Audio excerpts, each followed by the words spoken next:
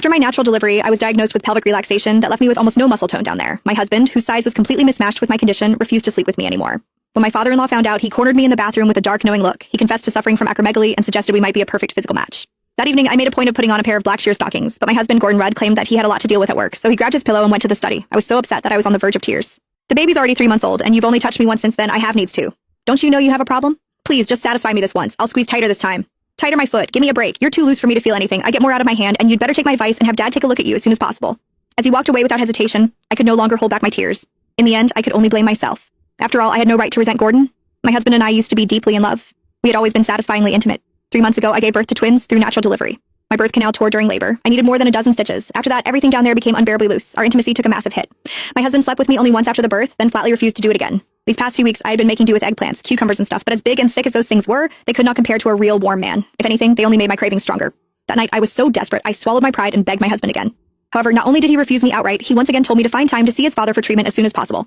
My father-in-law, Mark Rudd, was a gynecology specialist at a top-tier local hospital. He was incredibly skilled. People even called him a miracle worker in gynecology. He was my father-in-law, after all. How could I, as his daughter-in-law, possibly go to him with a problem like that? Even though Mark was nearly 50, he was strikingly handsome. He always wore a pair of gold-rimmed glasses that made him look refined and scholarly. He kept himself in excellent shape, too. His body was firm and muscular, radiating a kind of mature masculine charm. Ever since Gordon stopped touching me, I had fantasized about Mark more than once. If he were really the one examining me for that condition, I would probably lose control and humiliate myself beyond belief. If that had happened, I would be too ashamed to even show my face in this house.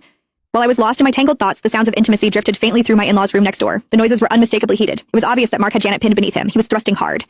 As Janet's breathless gasps and soft moans continued through the wall, I actually found myself feeling envious and jealous. If only I were the one underneath Mark. The thought sent what was left of my smoldering desire roaring back to life and burning hotter than ever. I could not help squeezing my thighs together and rubbing them against each other for friction. Just then, raised voices suddenly came from the room next door. Janet was loudly protesting. Mark's voice followed. He was coaxing her. I was stunned. Apparently, Mark was so vigorous that Janet could not handle it anymore. She refused to continue no matter how much he lowered his voice and begged her. You're enormous, and you go on for over an hour every time. If you really want it that badly, go find a prostitute. God, over an hour. That must feel incredible.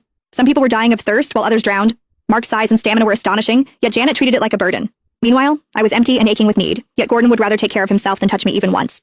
The world really was not fair. With a sigh, I climbed out of bed and padded miserably to the guest bathroom in the living room. Standing in front of the mirror, I looked at myself. My skin was fair and smooth. I had a body with curves that turned heads. Anyone who saw me would call me a beauty. Yet, despite my perfect appearance, my husband paid no attention. I was left to rely on myself. I stood in front of the mirror, lifted one leg, and bit my lip. I started pleasuring myself. When Janet had suggested that Mark find a prostitute, I wished I could just rush in and tell him not to bother looking and that he should just come to me. I was cleaner than a prostitute. More importantly, I needed it much more than they did. I thought, God, what am I thinking? He's my father-in-law. The more I tried to stop myself, the more those thoughts kept creeping in. Without realizing it, I even started to whisper, Mark, harder, do it harder. The forbidden thrill and the madness of it all made me feel more aroused than ever. I got carried away as